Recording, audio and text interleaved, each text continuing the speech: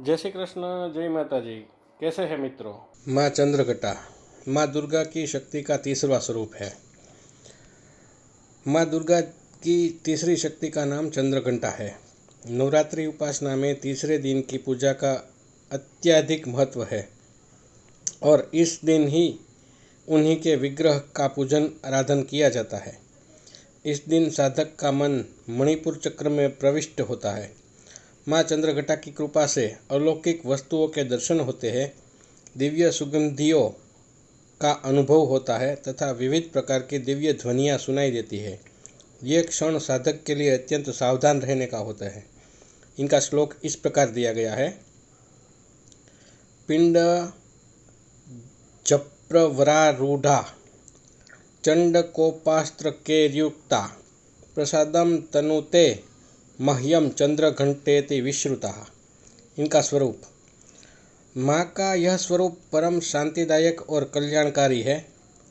इनके मस्तक में घंटे का आकार तथा अर्धचंद्र है। इसी कारण से इन्हें चंद्रघंटा देवी कहा जाता है। इनके शरीर का रंग स्वर्ण के समान चमकीला है। इनके 10 हाथ हैं।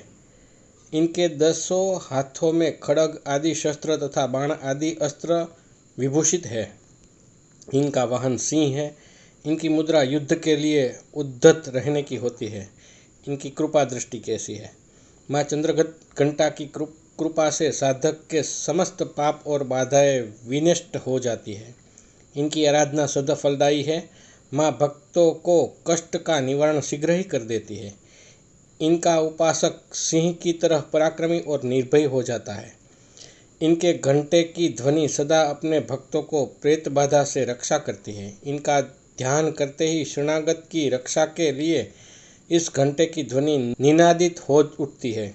माँ का स्वरूप। माँ का स्वरूप सौम्यता एवं शांति से परिपूर्ण रहता है। इनकी आराधना से वीरता, निर्भयता, साथ ही सौम्यता एवं विनम्रता का विकास होकर मुख, नेत्र तथा संपूर्ण काया को कांति गुण की वृद्धि होती है। स्वर में दिव्य अलौकिक माधुर्य का समावेश हो जाता है। माँ चंद्रघंटा के भक्त और उपासक जहाँ भी जाते हैं, लोग उन्हें देखकर शांति और सुख का अनुभव करते हैं। माँ के आराधक के शरीर से दिव्य प्रकाश युक्त परमाणुओं का अदृश्य विकिरण होता रहता है। यह दिव्य क्रिया साधारण चक्षुओं से दिखाई नहीं देती, किंतु साधक और उनके संपर्क में आने वाले लोग बात का अनुभव भलीभांति करते रहते हैं। विद्यार्थियों के लिए माँ साक्षात विद्या प्रदान करती है। यही देवी साधक और सभी प्रकार से रक्षा करती है।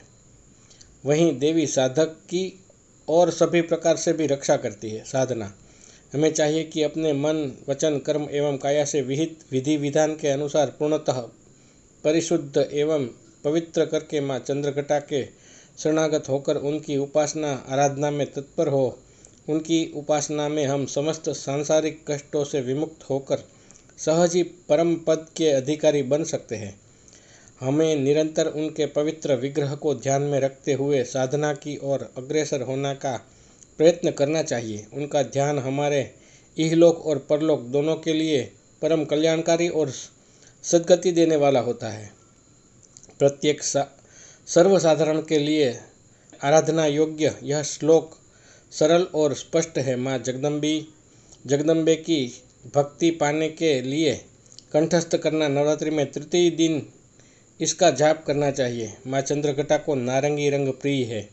भक्त को जहाँ तक संभव हो पूजन के समय सूर्य के आभा के समान रंग के वस्त्र धारण करना चाहिए।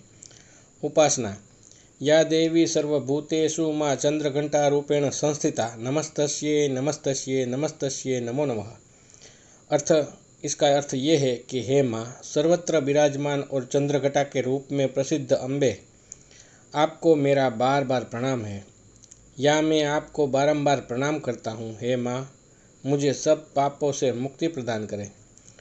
इस दिन सांवली रंग की ऐसी विवाहित महिला जिसके चेहरे पर तेज हो को बुलाकर उनका पूजन करना चाहिए। भोजन में दही और हलवा खिलाए, पेट में कलश और मंदिर में घंटी भेंट करना चाहिए।